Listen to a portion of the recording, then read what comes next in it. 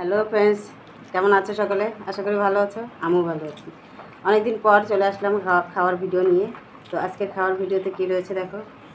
লাল শাক, রুই মাছ করেছি আলু দিয়ে মাখা মাখা করে ঝোল করেছি। আর ওদিকে রয়েছে চিংড়ি মাছের কালিয়া।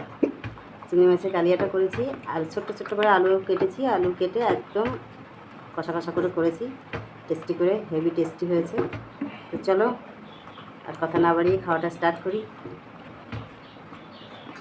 তোমরা ভিডিওটা স্কিপ না করে পুরো ভিডিওটা দেখবে, আর যদি ভালো লাগে একটা লাইক দিও।